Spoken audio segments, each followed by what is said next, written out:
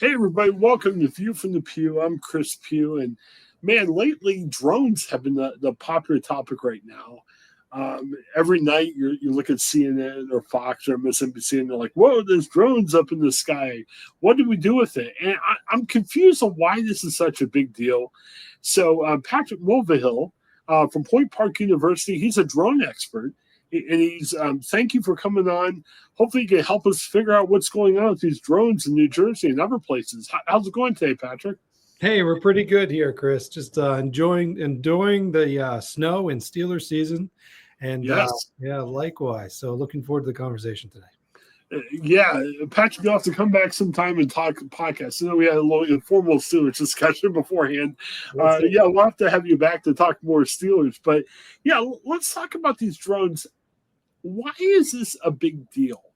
Is it just because we're afraid that maybe there's some government using these for bad purposes? I mean, drones are legal, but since we can't figure out what these drones are, everyone's really scared. Should we be scared? I'm not sure why we need to be.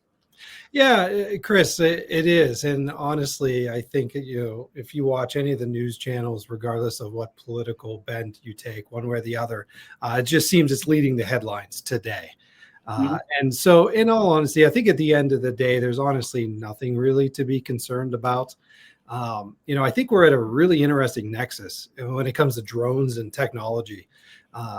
Just in terms of, if you look back, just maybe even within the aerospace industry, drones have always been around, but they just haven't been maybe as prevalent or available in the consumer society. So we wouldn't just been able to go into a store, and say the 80s and 90s and purchase a drone and just start flying it around our neighborhood, like we do today. So I think it's just because it's not only advancing rapidly as the technology, at the same time, it's just becoming more accessible to just everybody, being able to go to a store or jump online and buy a drone and fly it around and take video of your neighbors. So, yeah, definitely. Are these that much of a risk to planes? I mean, obviously drones aren't going as high as airplanes, right, but you heard some airports that got nervous and kind of stopped airplane traffic. I mean, is there anything?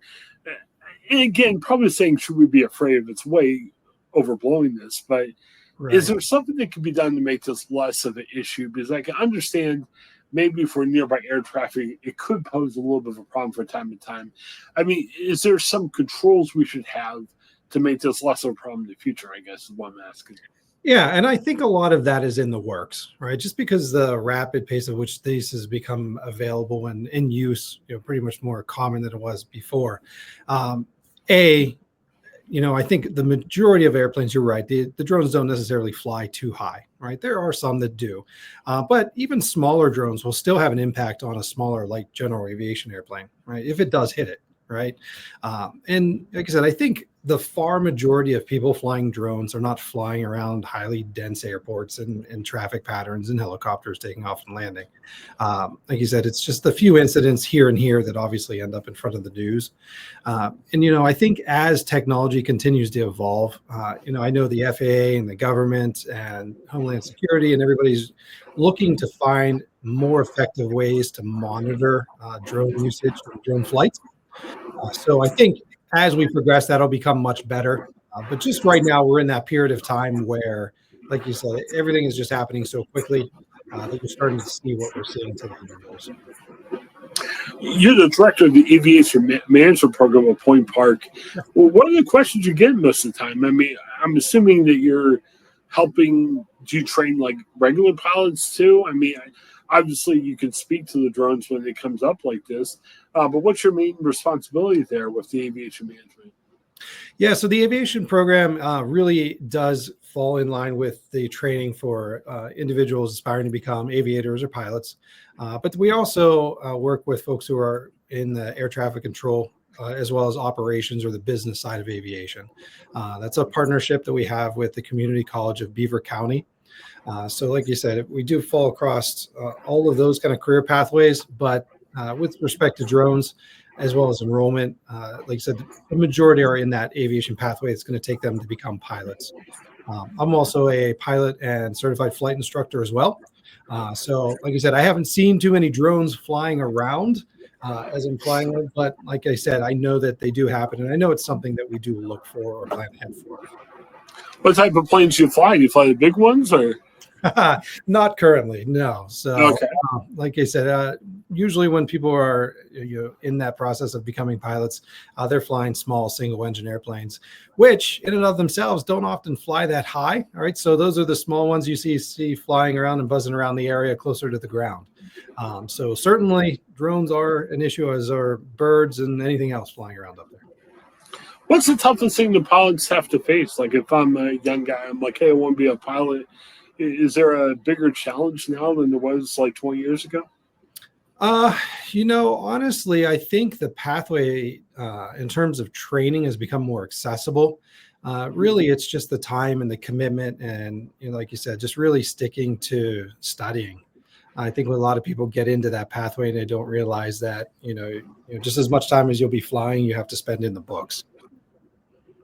It's funny. I'm a video game guy, and you Awesome. see all stuff like Microsoft, Flight Simulator out there and everything. How do you guys react to that? Do like a lot of new people think they can fly that haven't thought they were able to fly before? Is it a good thing or is it a bad thing? I think it's a great thing. We have a lot of aspiring aviators in the younger generation that have had access to, those flight simulators. And honestly, they show up with a skill set of being able to kind of read instruments and that hand-eye coordination that, maybe some of us in the older generations who didn't have access to that, and we would have to learn that in the plane. Right. So, yeah, it's, to me, like I said, I think it's a positive thing. And some of these kids come in today and, like you said, if you see any of these flight simulators, they're quite sophisticated. They may not Okay. necessarily replicate the airplane exactly as you would experience as if you were flying, but the instrument panels and the air traffic control and everything that they are doing in those games it's quite impressive to see. And the cool part is in there, like they said, they even have drone simulators, right? So, I mean, Yeah.